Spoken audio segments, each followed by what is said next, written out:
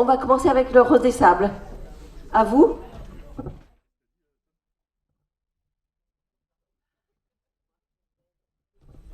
Bonjour à tous.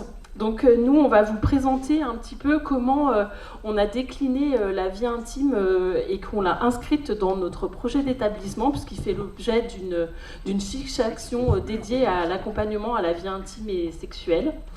Donc la Rose des Sables, c'est un établissement, un EAM qui accueille 56 résidents, donc 50 résidents en internat et 6 résidents en accueil de jour. Un public principalement atteint de troubles du spectre autistique avec ou sans déficience intellectuelle. On a 5 unités, dont 2 unités renforcées. C'est un projet pilote de l'ARS, en fait, où les résidents sont divisés en 2 fois 6 résidents pour un accompagnement un petit peu plus ajusté, avec un encadrement plus important.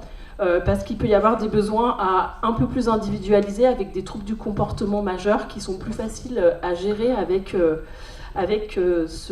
cet encadrement plus important. Les missions du foyer d'accueil médicalisé dans la loi 2002, c'est de placer l'usager au cœur du dispositif.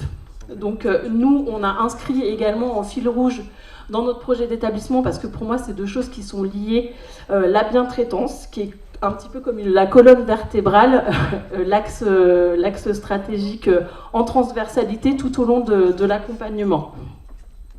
Donc il faut prendre en compte la personne dans ses libertés individuelles, dans ses droits et dans ses choix. Donc pour vous présenter rapidement les particularités des personnes TSA, c'est un trouble neurodéveloppemental qui peut varier en fonction des personnes, avec des intensités différentes et des particularités qui leur sont propres. Donc Marine en parlera un petit peu plus, mais notre psychomotricienne, mais il peut y avoir une hyposensibilité ou une hypersensibilité à la lumière, au bruit, ce qui fait qu'il faut beaucoup respecter ces particularités pour éviter les troubles du comportement et le mal-être, surtout en lien avec l'environnement. C'est pour ça qu'on dit qu'il y a autant d'autisme qu'il y a d'autistes. C'est sur 2 dyades, ce qu'on appelle la dyade autistique. On observe donc des difficultés dans le domaine de la communication et des interactions sociales, donc sur la lecture des émotions sur le visage de l'autre, sur décoder les codes sociaux. Donc ça, c'est compliqué pour eux, donc il faut les accompagner dans cette tâche. Et il faut aussi prendre en compte la dimension sensorielle qui est très très importante chez le résident atteint de troubles du spectre autistique. Et ça, c'est un peu le rôle des équipes et de la psychomotricienne qui fait des profils sensoriels, et elle vous en parlera tout à l'heure. Donc, pour faire un bref focus sur la vie intime, affective et sexuelle, et notamment le mettre en lien avec l'autisme, le rapport à l'affectivité et à la sexualité, il diffère d'une personne à l'autre, donc chez les personnes comme vous, comme tout le monde. Et pour les personnes en situation de handicap, c'est pareil, mais ça peut être un peu plus compliqué, notamment l'autisme, où c'est compliqué d'avoir des changements sur des transitions, sur des changements. Donc le changement du corps, la puberté peut amener des questions qui ont besoin d'être accompagnées.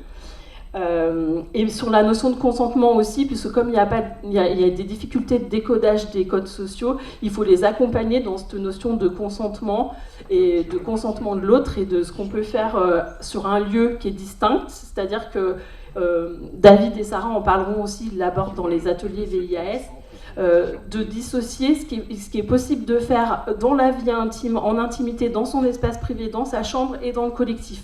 Dans le collectif, il y a des choses qu'on ne peut pas faire. Et puis c'est aussi les accompagner dans leurs comportements qui peuvent paraître un peu hors normes ou inadaptés, puisque des fois c'est le besoin de sécurité, parce qu'ils peuvent chercher par exemple à se masturber avec des objets qui peuvent être dangereux, qui peuvent les blesser. Donc c'est les accompagner là-dedans pour leur donner les bons outils pour satisfaire ce besoin qui est un besoin fondamental, mais en sécurité, en leur donnant les clés, les codes. Donc je laisse la parole à Marine. Bonjour à tous. Du coup, oui, donc je suis Marine, psychomotricienne, et c'est vrai que ce qui me semblait important de parler, avant de parler de sexualité, c'est de parler quand même de toute cette sphère sensorielle du jeune enfant. Donc c'est vrai que l'éveil sensoriel, quand un enfant naît, il y a tout cet apport sensoriel, sensorimoteur, découvrir comment il va appréhender en fait son environnement par sa d'autostimulation, recherche sensorielle, toucher les autres, se relever, tomber. C'est l'apprentissage de la proprioception, de tout ce qui va être vestibulaire par les bercements. En fait, tout ça, j'en parle, c'est important la sensorialité parce que ça va être notre base de tous nos apprentissages. C'est pour ça qu'on a la pyramide, voilà, qui nous permet, donc cette pyramide des apprentissages, ça nous permet vraiment de voir la sensorialité, c'est le socle de tout ce qu'on va vivre par la suite. Et s'il y a un des socles, un trouble visuel, en tout cas un trouble de l'intégration sensorielle, ça peut décaler la pyramide. Donc c'est important d'avoir cette base de sensorialité pour après évoluer. Donc du coup on parle aussi de la puberté, c'est-à-dire qu'un enfant donc, va créer son schéma corporel quand il est enfant, son image du corps, évoluer. Et à un moment donné, il y a la puberté, il y a des sensations nouvelles qui apparaissent, des sensations au niveau de la poitrine, l'image du corps, il y a des poils, il y a des choses qui apparaissent. Et comment appréhender ce corps qui change. Donc voilà, une modification de l'image de soi, modification du ressenti corporel. Donc c'est vrai que je parle aussi pour les personnes qui sont hypersensibles. Du coup, c'est souvent les personnes qui sont hypersensibles. Je ne vais pas développer forcément sur le profil sensoriel, mais c'est des personnes qui ont besoin que les choses soient assez ritualisées, organisées, que ce soit tout le temps la même chose, un besoin d'immuabilité en fait. Et là, le corps change, l'image change, la voix change. J'ai des nouvelles sensations dans mon corps, mais qu'est-ce que je fais de tout ça ? Donc ça peut créer vraiment des troubles du comportement. Et puis pour les personnes qui peuvent être hyposensibles, donc plutôt dans une recherche sensorielle, et pareil, des nouveaux besoins. Comment assouvir ce nouveau besoin sensoriel ? C'était déjà des personnes qui avaient besoin de ressentir leur corps au niveau proprioceptif, donc qui allaient peut-être déjà beaucoup faire de percussions ou se frotter. Et là, au niveau des parties intimes, qu'est-ce qu'on fait de ces sensations-là ? Donc c'est important de travailler au niveau de l'image de soi, l'image du corps et cette notion de corps. C'est vrai que ce matin, beaucoup de personnes ont évoqué le fait qu'il fallait connaître son corps. Et oui, il faut connaître son corps pour parler de la sexualité, effectivement. Et c'est pas toujours inné, on a besoin d'autres personnes pour être accompagnées dans cette connaissance corporelle. Du coup, on va quand même parler un peu du profil sensoriel. Donc, je parlais d'hypo, d'hyper. Donc, chez les personnes qu'on accueille, en tout cas à la Rose des Sables, pour beaucoup, il y a une problématique de l'intégration sensorielle. Du coup, je réalise effectivement des profils sensoriels qui permettent d'évaluer la personne sur son quotidien. C'est tout un questionnaire. Et à la suite de cette évaluation-là, ça me permet de savoir, cette personne, elle va peut-être être dans cette recherche corporelle ou pas. En tout cas, ça me permet aussi d'appréhender comment la personne connaît son corps et sa sensorialité. Ce qui est intimement lié, la sensorialité et le corporel. Donc voilà, tout ce qui va être hypo-hyper, c'est encore un autre sujet. Donc là, on avait mis des petits exemples de personnes qui pouvaient avoir des particularités sensorielles. Je pense que on parle surtout au niveau de l'autisme parce que nous, on accueille principalement des personnes avec autisme. Mais en fait, les particularités sensorielles, on s'en rend compte qu'il y en a chez tout le monde. Même nous, on peut avoir des particularités sensorielles. C'est savoir gérer comment on fait avec sa propre sensorialité. Comment on gère avec son propre corps. J'ai voulu mettre une petite vignette sur le rôle du psychomotricien parce que cette importance en séance, de travailler justement sur cette sensorialité, sur ce corps. Pour beaucoup, il y a des personnes qui vont avoir besoin peut-être avant de faire des exercices plus global ou de motricité fine, on va peut-être besoin de travailler la sensorialité. Toujours dans cette notion de la pyramide des apprentissages, c'est-à-dire cette base de sensorialité. Je peux avoir des personnes qui vont avoir besoin vraiment dans le mouvement au niveau vestibulaire. À partir du moment où on va faire des protocoles vestibulaires avec des gros ballons, d'être dans le jeu, après, on peut s'ouvrir sur d'autres besoins, d'autres recherches au niveau cognitif, au niveau corporel. C'est vraiment une nécessité. Donc vraiment favoriser l'investissement de la sensorialité, c'est vraiment ce que je mets, ce qui est important, ce qui est le socle, toujours ce socle. Accompagner la personne dans la construction du soi, du moi corporel. Donc je parlais de l'image de soi, l'image du corps. Et du coup, le schéma corporel, bien sûr, toujours besoin de travailler sur ce schéma corporel. Et à la fin, donc, je parle du profil sensoriel qu'on utilise. Donc il en existe plusieurs. Et après, on s'adapte en fonction des besoins de chaque personne, quel profil sensoriel on va utiliser. À la Rose des Sables, on a une salle sensorielle qu'on a installée. Et c'est vrai que dans cette salle-là, on a mis pas mal d'objets. Donc, il n'y a rien de sexuel, c'est sensoriel. Mais comme je vous le disais tout à l'heure, c'est quand même intimement lié, la sexualité et la sensorialité. Et il y a des objets vibrants, des objets massants, des objets même sonores, des objets pour faire des percussions. Et bien tout ça, ça permet de mieux connaître son corps et du coup après peut-être travailler sur d'autres groupes, comme va parler Sarah et David, sur la sexualité. Comment on apprend mieux son corps et qu'est-ce que ça va produire. Du coup, il y a encore une image sur le type de profil sensoriel avec les aménagements qu'on peut proposer. Juste ce que je peux finir, c'est vrai que du coup, ça me fait penser aussi à un exemple. On a des problématiques comme un résident, enfin une personne qui du coup utilise des objets qui ne sont pas adaptés et qui va être peut-être fort et dur avec son corps. Donc là, on m'a demandé d'intervenir pour faire un profil sensoriel, c'est un peu l'exemple, pour savoir concrètement quel va être son ressenti.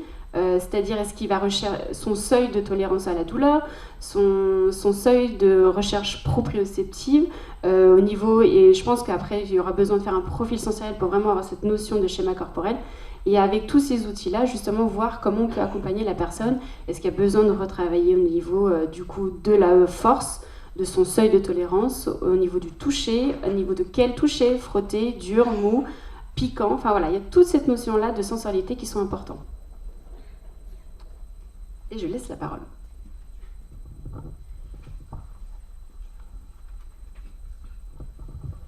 Donc la vie intime, pourquoi c'est si important de saisir de ce sujet-là au sein des établissements ? C'est parce que la sexualité, c'est un besoin physiologique et donc un droit fondamental. On l'a vu, il y a plein de textes. C'est prendre la personne dans sa globalité, de manière holistique. D'ailleurs, pour toutes les personnes issues du soin, on travaille beaucoup sur la pyramide de Maslow. C'est pour ça que je vous l'ai mise avec tous les besoins. Et on voit quand même, sur la base de la pyramide, que dans les besoins physiologiques, il y a parmi la faim, la soif, la sexualité. Donc on ne peut pas ne pas le prendre en compte. Ce ne serait pas prendre en compte la personne dans son entièreté. Donc il y a des recommandations de bonnes pratiques également, avec l'HAS qui a écrit une recommandation vie affective et sexuelle dans le cadre de l'accompagnement en établissement social et médico-social.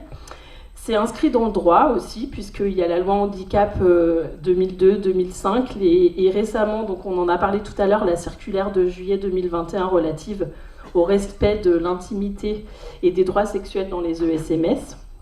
Et du coup, c'est important aussi d'adapter son accompagnement. Je pense qu'Aurélie en parlera peut-être après, notre psychologue.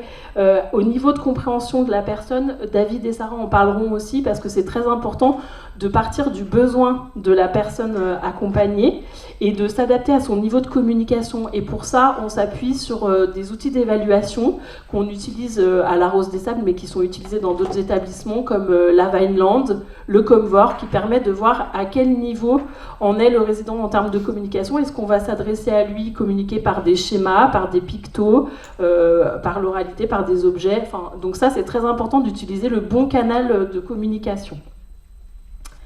Donc je vais laisser la parole à David et Sarah, puisque c'est eux qui ont initié sur la Rose des Sables et qui ont fait germer l'idée, avec une psychologue qui était là à l'époque, du groupe VIAS, donc Virginie Oudéier, qui n'est plus au sein de l'établissement, mais qui a beaucoup contribué à la mise à jour de ce projet. Bonjour, moi c'est Sarah. Donc moi je n'ai pas initié à la base, mais j'ai pris le relais sur la psychologue. De quoi ? Ça parle pas ? Ah, ça parle pas. Donc j'ai pris le relais sur la psychologue parce que à la base c'était David et la psychologue, et quand l'un des deux était absent, je prenais le relais. David a eu la formation complète avec Virginie, et suite aux problèmes que nous avons rencontrés sur l'unité, on a demandé à ce que toute l'unité soit formée à la vie intime et la sexualité. Et donc dans un premier temps, on a un résident d'un IME qui est arrivé sur notre groupe avec déjà un séquentiel de masturbation, avec un temps delta qu'il avait sur son planning. Donc nous, ça nous a un peu questionné comment a été fait l'apprentissage. Donc on a demandé à ces éducateurs comment s'est fait la formation. Et pourquoi ? Donc c'était un résident qui était très tendu et qui avait besoin de moments de ressources, moments d'apaisement, qui n'allait pas au bout de sa masturbation, comme beaucoup de nos résidents, et donc qui n'allait pas jusqu'à l'éjaculation et du coup se faisait très mal, avec des douleurs, des frottements, et des troubles du comportement, bien évidemment.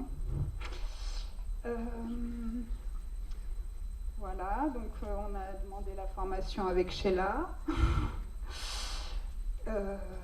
Nous, on avait des résidents qui n'utilisaient pas de bonnes méthodes, comme disait Marie-Laure, qui utilisaient de mauvais objets pour se frotter, se faisaient mal, des ballons de baudruche, des crocs, des objets en tout genre. Et du coup, forcément, il y avait d'autres troubles du comportement ou qui étaient en érection une grande partie de la journée, qui allaient en activité comme ça et qui étaient très mal, un mal-être, un gros mal-être. Donc on a senti qu'il fallait qu'on les accompagne, qu'on les aide à cette masturbation. Donc, tu veux m'aider ? Ouais. Bonjour. Oui, après, il fallait qu'on les aide. On en a beaucoup parlé en APP, en équipe, avec Marine, la psychologue qui était là à l'époque. Comme vous l'a dit Sarah, j'avais été formé pour animer un groupe de parole par Sheila. Je suis revenu avec l'envie de faire le groupe. Comme elle disait, on a beaucoup de résidents qui se masturbent à leur façon, on va dire, mais qui se blessaient. Et donc on a décidé de créer le groupe et on s'est lancé. À l'époque, Maud Molloy nous a bien aidé pour faire le groupe, avoir la salle et tous les ustensiles qu'il faut qui sont sur la table là-bas. Et on s'est lancé et on a créé beaucoup d'outils. Et on en est au jour d'aujourd'hui, on en est à notre deuxième groupe. On a fait un premier groupe hommes, un deuxième groupe femmes. Alors les hommes, ils étaient 7, les femmes sont moins nombreuses chez nous, donc on n'en a que 2. Mais c'est les résidents qui font le groupe. Nous, on est juste là pour les accompagner. C'est eux qui nous disent de quoi ils veulent parler. Comme les garçons, pour la masturbation, c'était quelque chose qui les intéressait, qu'ils voulaient. Donc on a créé un outil avec eux. On a créé aussi des outils pour leur corps, pour pas qu'ils soient dérangés. Parce qu'en institution, bien souvent, on frappe, mais on n'attend pas spécialement qu'ils nous disent rentrer. Donc on a créé des pictos pour qu'ils nous fassent comprendre, là, laissez-moi tranquille, rentrez pas, quoi. Comme tout à chacun. Les filles, là, nous sommes dedans. Elles, c'est un autre sujet. Mais on avance petit à petit et tout le monde y trouve ses marques. Et là, beaucoup les lieux privés, intimes, parce que les résidents qu'on peut accompagner peuvent nous le faire dans le salon ou devant l'ordinateur, en activité aussi, ouais. Et grâce à des lieux privés, publics de l'institution, on arrive petit à petit à ce que ce soit des endroits appropriés et qui soient tranquilles. Et on a moins de blessures, parce qu'entre autres, pour certains résidents, on est allé dans des sex shops et on leur a acheté du matériel pour les aider à se masturber. Donc là, ouais, c'est un des séquentiels individuels pour l'un de nos résidents à qui on a acheté un sextoy. Et pour les autres qui font ça avec la main droite, on leur a créé un autre séquentiel qui est un peu dans le même style et que ça leur monte. Et c'est un apprentissage de long terme et on est encore dessus. Et toute l'équipe est derrière et nous aide dedans, quoi. Ouais, c'est un travail. On anime le groupe tous les mardis pendant 30 minutes, mais c'est quelque chose qui se fait sur le quotidien, qui s'accompagne sur le quotidien. On fait une petite relève à nos collègues de ce qu'on voit en groupe, mais s'il y a le résident qui utilise le schéma vu précédemment, il faut qu'on le raccompagne à utiliser son silver, enfin ça s'appelle comme ça, parce que lui, il a besoin d'être sur le ventre. Donc c'est comme ça qu'il se brûlait. Et du coup, il faut qu'on le ramène à fermer sa porte. Pourtant, c'est un résident qui a été accompagné dans le premier groupe il y a 2 ans, mais c'est quelque chose, c'est quotidien. C'est tous les jours qu'on le ramène s'il y a besoin, s'il y a des questions. C'est relayé par l'équipe en fait. Ouais, toute l'équipe relaye. On a un autre résident, s'était inscrit dans son projet personnalisé, parce que c'est un résident qui était hyposensible, donc qui serrait très fort, qui n'arrivait pas à aller au bout. Donc nous avons acheté 2 godes ceintures pour faire un apprentissage. Donc ça c'est pareil, toute l'équipe n'était pas, n'était pas à l'aise à accompagner. Donc on a pris plusieurs personnes. On a préféré qu'il y ait et garçons et filles pour accompagner. Et on lui montrait le geste. Donc d'abord en main sur main. Ça a duré 5-10 minutes, 2 fois par semaine, et pour qu'il fasse correctement le geste.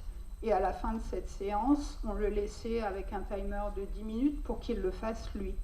Parce qu'il ne pouvait pas faire le temps de masturbation avec nous présents dans la chambre, donc ça se faisait, on avait chacun un gode ceinture pour lui apprendre. Et une fois qu'il a pu aller au bout, on a pu repérer qu'il y avait quand même un peu plus d'apaisement, qu'il se sentait mieux, il y avait moins de comportements problèmes dans les couloirs ou vis-à-vis des autres résidents, de frottage. Donc on a vu des bénéfices vis-à-vis d'eux, un retour au calme, un temps de bien-être, c'est un temps de solution aussi.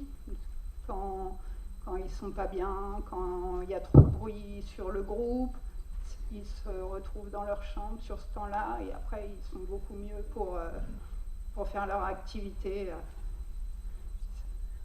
plus apaisés. Ouais, on a fait un partenariat avec un sex shop où on est allé, celui de Rouen, où les professionnels accompagnaient déjà des personnes en situation de handicap. Et on leur a demandé des conseils, on est resté en contact avec eux. Ils se sont déplacés à la Rose des Sables pour présenter leur matériel suite aux informations qu'on leur a demandées. Surtout pour l'objet, là, nous on ne connaissait pas. Un objet de masturbation seul où il puisse être sur le ventre. Et oui, les parents, on les a informés de ce groupe. On a eu quelques réticences, mais on a eu surtout un soulagement. Enfin, on a eu l'impression d'avoir un soulagement. Ces parents qui ne savaient pas trop comment faire avec leurs enfants, ils se sentaient pas, c'était pas leur rôle. Enfin, ils n'avaient pas l'impression que c'était leur rôle. C'est pas évident, évidemment. Donc, on les a aidés. Certains avaient peur que les comportements augmentent. Mais en en parlant avec eux, ils ont vu que les comportements étaient mieux, même à la maison, qu'ils se sentaient mieux. Et on a fait un livret avec eux qu'ils ont pu emmener chez eux, présenter à leur famille, s'ils le souhaitent. Oui, voilà, c'est s'ils le souhaitent. Voilà, et pendant le groupe, c'est eux qui emmènent le sujet. Donc c'est vrai que nous, on n'a pas forcément évoqué la sexualité de rapport sexuel, ça n'a pas été leur demande. Les enfants non plus. On a eu un résident qui a été en questionnement sur le mariage. Donc on s'est renseigné on lui a dit que c'était pas interdit, c'était possible, mais qu'il y avait des choses derrière qui faisaient qu'on était lié avec quelqu'un. Donc le sujet s'est vite clos. Les enfants, c'est pareil. Oui, tu peux avoir des enfants, tu as le droit, comme tu peux te marier, mais derrière, il faut s'en occuper. S'ils pleurent la nuit, et du coup, notre population... non, ça a répondu à leur question, mais c'est pour ça que nous, on est dans un secteur adulte, Mais j'ai l'impression que c'est vrai que ce serait bien que ce soit évoqué dans le secteur enfant, surtout quand il y a ça va loin, ceux qui se font mal, qui ont des comportements déviants en extérieur. Donc, oui, vas-y. On va pas piquer le temps au prime vert. Donc pour finir, cette thématique, en fait, je trouve que comme elle est inscrite dans le projet d'établissement, et après par capillarité, elle se diffuse, puisque là, vous l'avez compris, le groupe un peu pilote, ça a été l'unité 3, l'unité Sahara, mais là, entre-temps, il y a César et Léa qui ont monté un groupe aussi sur l'accueil de jour. César, il a fait aussi un groupe avec l'unité 2. Donc petit à petit, ça se diffuse progressivement. Et je pense que l'inscrire aussi en fiche action dans le projet d'établissement, ça permet cette diffusion. L'idée après, c'est de poursuivre les formations parce qu'effectivement, comme ils l'ont dit, il faut que les professionnels se sentent de parler de ça. Sinon, on n'est pas à l'aise. Donc, il faut former, continuer à former. Et puis, l'arrivée d'Aurélie Guillouano, notre nouvelle psychologue qui va vous en parler après, mais qui travaille de nouveaux outils aussi avec la BRIFA et complémentaire, et va pouvoir nous permettre dans une démarche d'amélioration de la qualité permanente de progresser pour que ce soit le mieux possible. Et je vais finir avec cette citation que je trouvais intéressante. Tout est possible à qui rêve, ose, travaille et n'abandonne jamais. Donc il n'y a pas de barrière. On peut toutes les faire tomber. Voilà, merci pour votre attention. Et merci aux intervenants de la Rose des Sables pour leur participation et leur collaboration, et à toutes les équipes de la Rose des Sables pour le travail qui est fait autour de la VIAS. Bravo.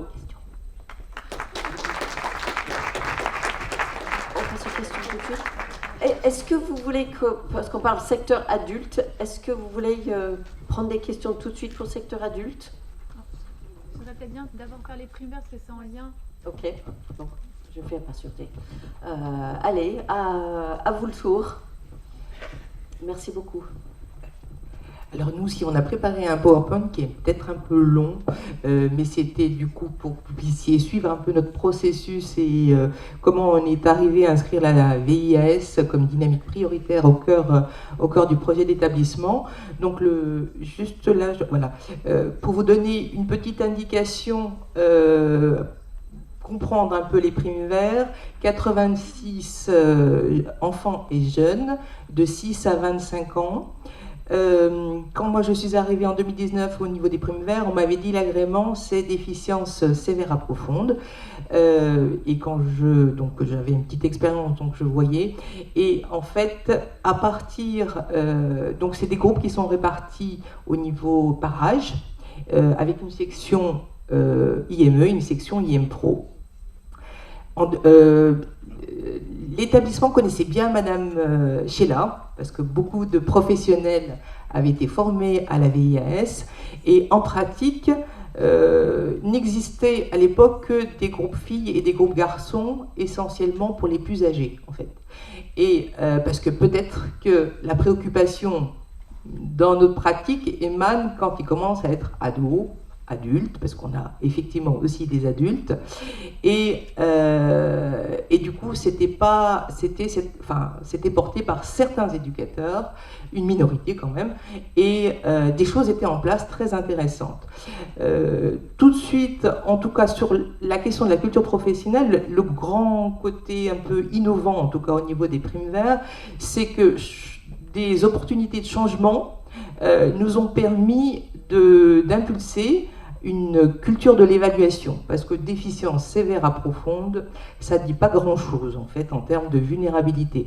Et dès 2019, avec l'arrivée de nouveaux professionnels, fonction ressources, psychologues, il a été question, parce qu'en pratique, souvent dans les PIA, il était question d'enfants, de par leur vulnérabilité, déficience sévère, plus il y a de déficience, plus il y a de vulnérabilité. Le travail qui a été engagé assez rapidement, c'était sur la question de comprendre leurs besoins et comprendre leur vulnérabilité. Et ça a été permis, en fait, le grand changement, c'était au niveau d'une approche clinique qui va s'orienter approche comportementale qui va tenir compte en fait des spécificités et des vulnérabilités. Ça a été possible vraiment avec une introduction d'une psychologue très positive et qui nous a présenté l'approche très positive de la Vineland, qui nous a permis du coup de définir des besoins, des particularités. Le cœur du projet, bien sûr, c'est des obligations. Hein. Partout, l'approche de la VIS, c'est un droit. C'est décliné dans le code des politiques de santé, c'est décliné dans le code de l'éducation nationale, c'est décliné dans le code de l'action sociale et des familles, c'est décliné dans les recommandations des bonnes pratiques, c'est décliné bien sûr dans le cadre de l'OMS. Et du coup, en reprenant ces obligations, en fait, hein, l'idée, il y a eu beaucoup de formations, d'abord généralisation de la formation Vineland, sur la question d'avoir un socle commun de connaissances, un socle commun de savoir et une compréhension commune des besoins des jeunes. Ça nous a permis aussi de travailler vraiment en co-construction, vraiment c'était un un projet magnifique, vraiment qui a été porté par l'équipe de direction, qui a été porté par les professionnels. La formation VIS se déclinera tout au long des années qui vont arriver. Hein. Et du coup, ça nous a permis d'abord d'avoir des niveaux de vulnérabilité avec une notion de surhandicap, avec une notion qui va parler des troubles de la communication, qui va parler des troubles de la sensorialité, qui va parler des troubles psychopathologiques, qui va parler des troubles du langage, bien sûr cognitif, et tout ça, ça va nous permettre de repenser l'accompagnement. Voilà. Ça a été avec cette idée de formation continue, parce que je pense qu'un gros problème en France, c'est la question des centres de formation.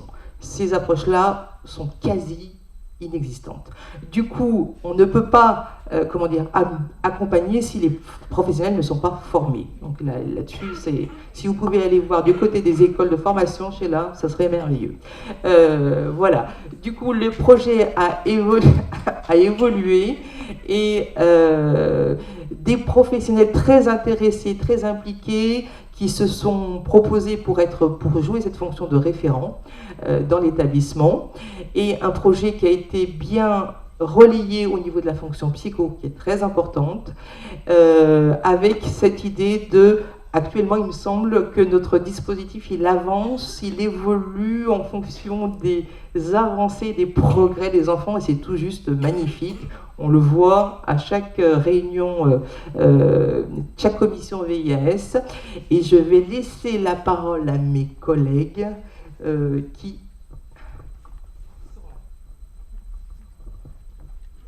Alors, donc je suis Églantine Baudet, je suis psychologue à l'IME et à l'IM-Pro des Primes Verts.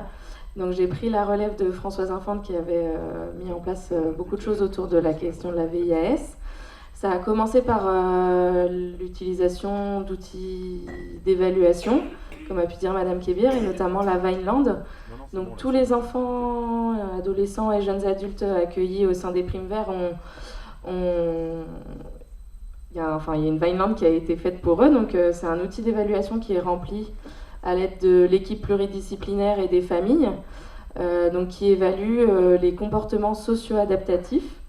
Notamment 3 domaines: la communication expressive, donc la manière dont le jeune va pouvoir exprimer ses besoins, communiquer; la communication réceptive, qui va plus être les capacités d'attention, de compréhension de consignes, ainsi que l'écriture, donc ses capacités à rentrer dans la lecture, l'écriture. Il y a aussi un volet autour de l'autonomie, donc on évalue les capacités d'autonomie personnelle et domestique du jeune, et ses capacités à être autonome au sein de la communauté. Et on évalue donc avec la Vineland tout ce qui est socialisation, donc sa manière d'être en relation avec les autres, sa capacité à jouer seul, à comprendre des consignes de jeu, et également ses capacités d'adaptation. L'idée d'évaluation des jeunes, c'était de pouvoir identifier quelles étaient leurs émergences, ainsi que les forces, pour qu'on puisse s'appuyer ensuite sur leur niveau vraiment de développement, pour pouvoir créer des ateliers qui vont être vraiment en lien avec leurs capacités et pouvoir vraiment s'appuyer là-dessus. Donc voilà, la Vineland, elle a vraiment permis d'évaluer le niveau de développement de chaque jeune au sein de l'établissement, ce qui nous a ensuite permis de constituer des groupes par niveau. Donc ça a été scindé en 4 niveaux, niveau 1, 2, 3 et 4. Donc ces niveaux sont définis par le niveau de développement, mais également par l'âge chronologique des jeunes, leur âge réel, qu'ils soient enfants, adolescents ou jeunes adultes. Donc vraiment la création de ces groupes de niveaux nous a permis ensuite de pouvoir proposer un contenu adapté au niveau de chaque jeune.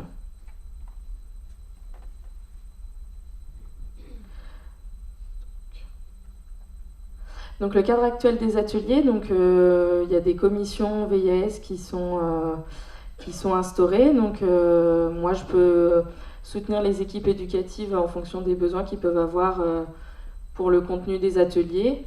On a également construit des plans d'apprentissage qu'on va vous montrer par la suite.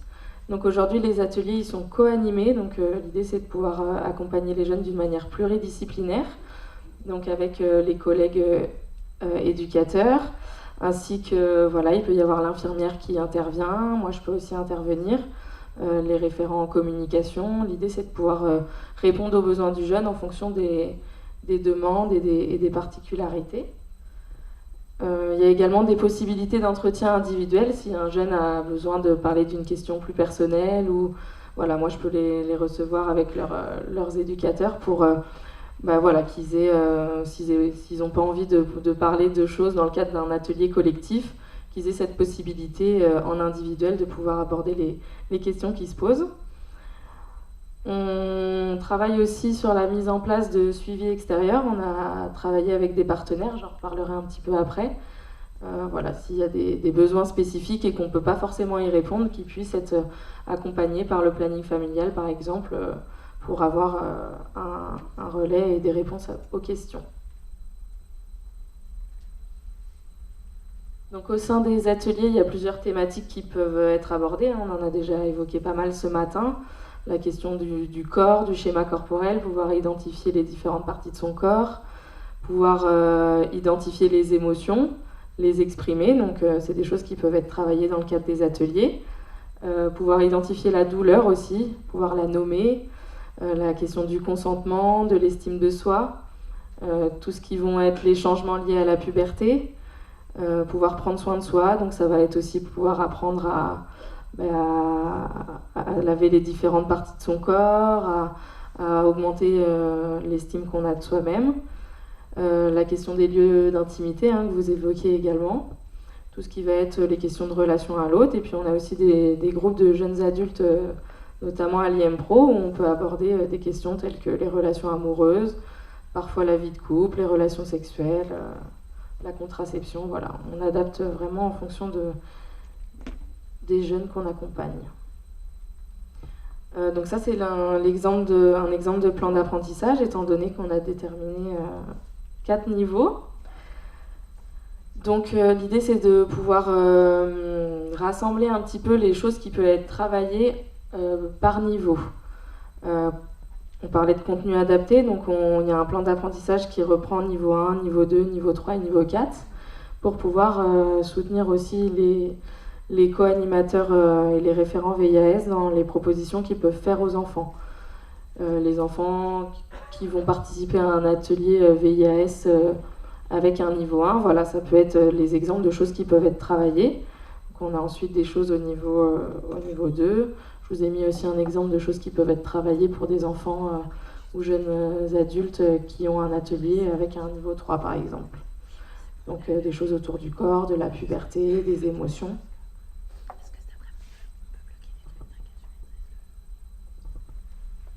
Donc au sein de ces ateliers, ça a déjà été évoqué, mais on utilise pas mal d'outils visuels pour favoriser au maximum la compréhension des notions qui sont abordées. Donc on utilise beaucoup la communication alternative et augmentée. On a 2 référents au sein de l'établissement qui nous soutiennent dans la mise en place de ces supports. Donc avec beaucoup d'utilisation de pictogrammes, d'outils visuels, de tableaux de langage assisté pour favoriser la communication expressive, mais également la compréhension, donc la communication au niveau réceptif. Donc on utilise aussi beaucoup de matériel pédagogique et éducatif spécifique, des poupées, des comptines, voilà. On a pu mettre aussi du matériel sur les tables que vous pourrez voir. Donc on construit pas mal de matériel aussi, parce que c'est vrai qu'on se rend compte parfois qu'on accompagne des jeunes adultes et que les outils peuvent être parfois assez enfantins, beaucoup adressés pour les jeunes enfants. Donc on adapte aussi au maximum pour que leur compréhension soit favorisée. On achète aussi des outils qui sont parfois assez chers, mais qui sont nécessaires pour pouvoir avoir des outils de qualité qui vont vraiment répondre aux besoins des jeunes. Dans le cadre des ateliers, chaque jeune a aussi un classeur individuel dans lequel tout le travail qui est effectué est rangé. Et ce classeur peut être transmis aux familles les week-ends ou les vacances, voilà, pour que ce travail soit vraiment fait en lien également avec la famille. Moi, je suis Claire Armand, je suis la chef de service éducatif de l'IME. Dans notre établissement, la VIAS est inscrite comme une dynamique d'apprentissage prioritaire. Quand un enfant est accueilli dans notre établissement, après l'évaluation, on peut définir en partenariat avec sa famille son planning d'activité. Et dans son planning d'activité, il doit impérativement apparaître un atelier dans chacune de nos dynamiques prioritaires. Vous les voyez à l'écran. Il y a donc la dynamique cognitive, la dynamique communication, la dynamique motricité, la dynamique habileté sociale et celle des apprentissages qui correspond à l'autonomie au quotidien. Et donc celle qui nous intéresse aujourd'hui, celle de la VIAS. Ça veut dire que les enfants ont au moins une fois par semaine un atelier VIA-VIAS.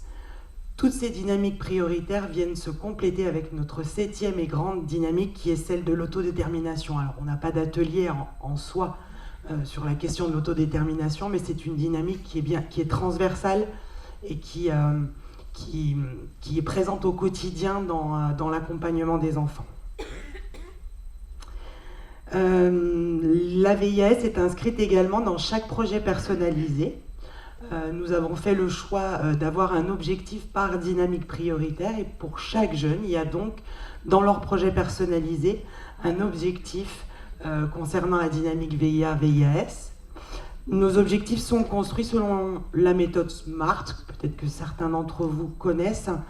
On s'attache à avoir des objectifs qui sont spécifiques, c'est-à-dire propres à l'enfant, qui sont mesurables, atteignables, réalisables et avec une temporalité.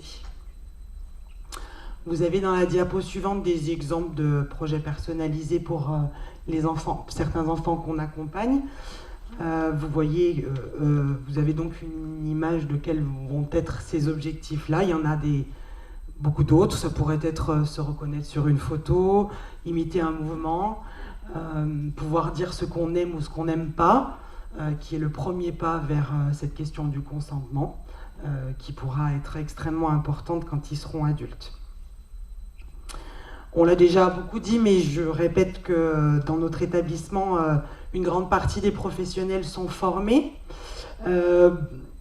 Tous ceux qui sont formés l'ont été en grande majorité avec Sheila, mais on a aussi pu bénéficier d'autres formations. Et nous, on est très attachés au prime vert à la formation continue, donc on continue à former tous les professionnels pour à terme espérer obtenir le 100% de formation. On a créé le statut de référent VIAS. Sur chaque unité éducative, une personne est référente VIAS. Ils sont, je le crois, tous présents dans la salle. Donc on a Gwendoline, Sadia, voilà, ils sont au fond. Gwendoline pour l'unité A, Sadia qui est épaulée par la coordinatrice Pauline Grégory, Margot, que je n'ai pas vue, Johan, et je crois que c'est tout bon.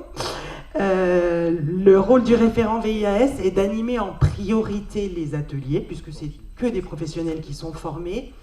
Mais il n'y a pas que. D'autres professionnels peuvent co-animer les ateliers également. Et on a également dans l'établissement un pôle de personnes ressources. donc les personnes que je viens de citer là, et auxquelles s'ajoute Églantine, notre psychologue, Carole Bouteille, notre infirmière, qui est également dans la salle, je ne sais pas trop où, et Sophie Lallemand, qui est notre référente en communication alternative et augmentée, qui est là-bas également. Toutes ces personnes se réunissent, on va dire, à peu près une fois par trimestre, pendant notre semaine d'ouverture, pendant les vacances scolaires, pour réfléchir ensemble sur le contenu des ateliers, sur un projet particulier. Dernièrement, on a été très occupé par notre participation à un reportage dont on en parlera tout à l'heure. On a également dernièrement eu des réflexions autour du contenu des ateliers en fonction de l'âge. Enfin, ils pourront mieux vous en parler que moi. Les professionnels sont formés pour animer les ateliers, mais je le disais tout à l'heure, pas que. C'est-à-dire que nous, dans notre établissement, la question de la VIAS, elle est l'affaire de tous, formés ou pas. Et l'idée de ces référents VIAS, c'était qu'ils puissent sensibiliser et apporter un peu de leur savoir à des collègues qui ne le sont pas encore. Et ça fonctionne plutôt bien. Voilà. C'est des personnes ressources. Quand on anime un atelier et qu'on est un petit peu en difficulté, c'est des gens qu'on peut aller voir pour aller piocher un petit peu dans leurs capacités.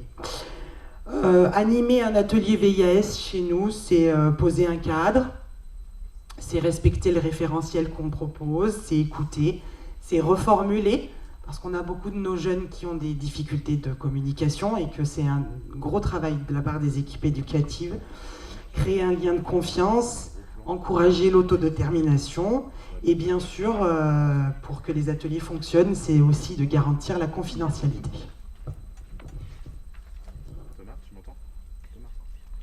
Donc on travaille aussi en lien avec des partenaires que j'ai évoqués tout à l'heure, donc notamment le planning familial de Villeurbanne et le centre de planification et d'éducation familiale de Givors, le CPEF de Givors.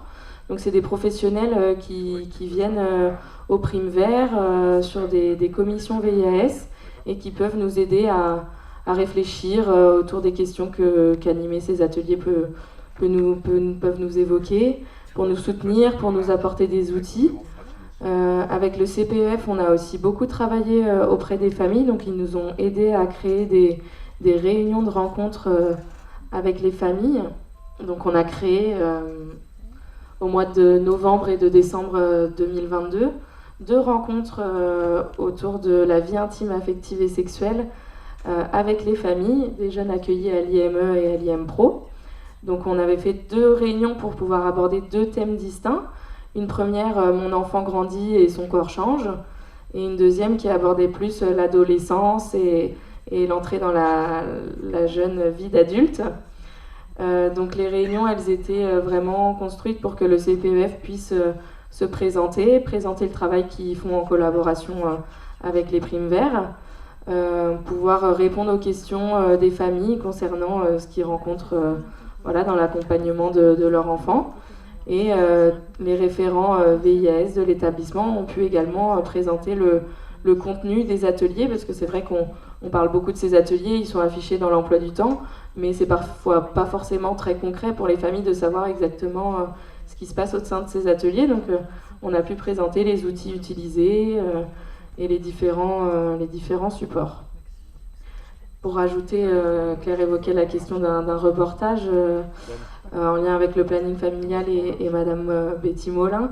On a été mis en lien avec un journaliste qui faisait un reportage en lien avec Madame Rabatel, et donc ils ont pu venir filmer quelques ateliers VIAS pour souligner le fait que ces ateliers viennent vraiment prévenir aussi les violences sexuelles, et que c'est un vrai droit pour chacun des enfants d'avoir dans son accompagnement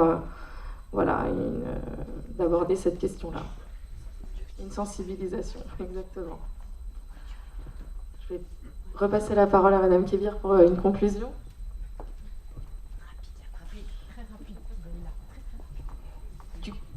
Du coup, un projet, tous, à partir de 6 ans, un atelier VIAS, qui est, enfin moi j'ai pu voir, être témoin de certains ateliers, c'est tout simplement magnifique. L'idée, développer la culture de l'évaluation, l'identification des besoins, la culture au niveau des droits, c'est notre mission, c'est nos actions, nous sommes responsables de ces dispositifs-là, il faut les porter au niveau institutionnel. Pour les porter institutionnels, les premiers acteurs, c'est les professionnels, et un grand chapeau au travail qu'ils ont pu faire sur la mise en place de toutes ces dynamiques, comment ils se sont saisis des choses. Vraiment, moi je suis passionnée, enthousiaste, vous disiez enthousiaste, avec cette notion de un projet à la minute, ça avance, c'est tout simplement magnifique. La question de la pluridisciplinarité, pour nous, il me semble que c'est quelque chose de très important, transfert de savoir, transformation des connaissances, regard croisé, avec un regard très important, celui des familles dans cette dimension-là, qui sont souvent autant en difficulté que nous sur les manifestations de l'enfant, sur les troubles, sur cet enfant qui grandit. Alors, on a eu sur nos 2 rencontres réunions famille, on a eu 10 familles la première fois et 12 familles la deuxième fois sur 86. C'est pas beaucoup, mais c'est grâce à ces petites ces petits pas qu'on avance, et puis développer cette culture, c'est-à-dire c'est grâce à eux, c'est grâce au progrès des enfants. Nous avons maintenant des enfants qui en entretien peuvent dire « je dis non, je ne voulais pas », c'est tout simplement magnifique. Et cette création permanente, c'est bien sûr la culture de la bientraitance et la culture, la dimension éthique et la question de la dignité. Je remercie tous ces beaux témoignages de ces belles personnes. Notre projet à nous, c'est de faire qu'un maximum des enfants très vulnérables soient aussi beaux, forts, déterminés et avec vos beaux projets de vie. Vraiment un grand merci à vous.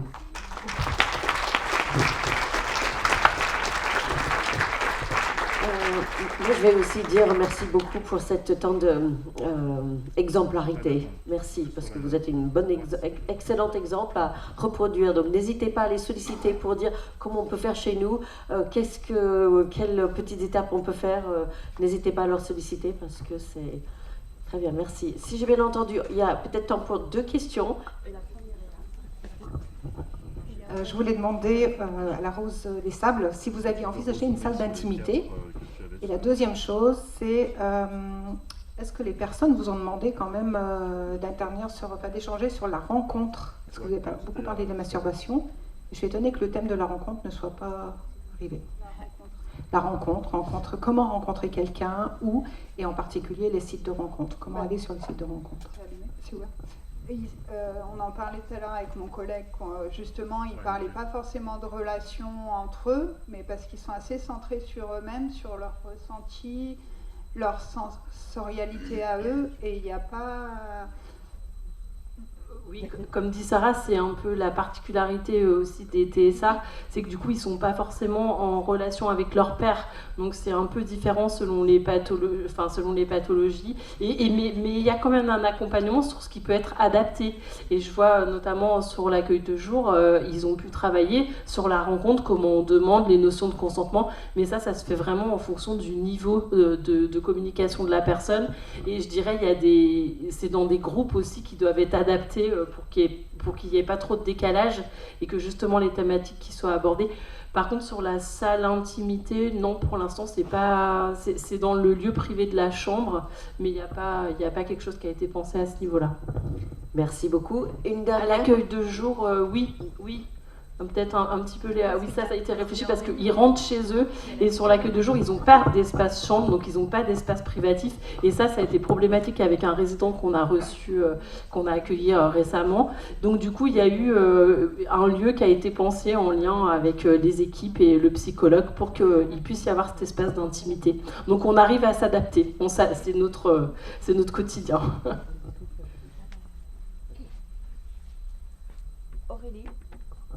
Aurélie, est-ce qu'on peut faire une petite modification? Bien sûr. Est-ce qu'on peut faire cette partie évaluation après la pause? Pas de souci. Donc, vous êtes restés là, sur la chaise. Quand même, exactement. Manger, et puis après... Ça va dans le timing, ça peut aller? Ok, donc merci. Donc, dernière question, et on va faire notre pause. Alors moi, c'était pas forcément une question, c'était pour rejoindre ce que disait Madame et mes collègues. Du coup, on a des particularités sensorielles assez importantes et on a des groupes qui sont totalement différents sur la Rose des Sables. Le nôtre, par exemple, on a des personnes non verbales et qui du coup ne communiquent pas forcément leurs envies de vie intime, de sexualité, d'amour ou comme nous, on peut le présenter. Nous, moi je vais vous dire je vous aime, bah, la personne va vous mettre une claque pour vous dire qu'elle vous aime, quoi. Donc du coup, c'est comment comprendre cette communication qui peut nous paraître difficile, mais qui pour eux, c'est leur manière de s'exprimer et d'accueillir les troubles du comportement ainsi pour pouvoir les travailler et en faire quelque chose plus tard pour comprendre que là, ils ont envie de... Voilà, ils ont envie pas de sexualité ou d'intimité ou pas forcément comme nous on peut voilà, le présenter. Je voudrais juste rebondir du coup sur Virginie. On a aussi des personnes qui vont mettre la main dans le pantalon mais sans recherche de sexualité. C'est de la sensorialité, c'est toute cette nuance-là où il y en a qui vont dormir avec les mains dans le pantalon, mais c'est pas forcément qu'ils veulent se masturber, c'est sensation corporelle d'être contenu dans son corps. Voilà, c'est cette nuance-là aussi qui est vraiment importante d'avoir entre sexualité et sensorialité. Ce qu'on est en train de voir là, c'est à quel point l'analyse est fine en fonction de la personne, de son évolution dans le temps, et ça vous demande une telle attention et ce partenaire avec les familles pour que l'analyse soit le plus fine et ajustée au fil du temps possible. Pluridisciplinarité. Exactement, merci.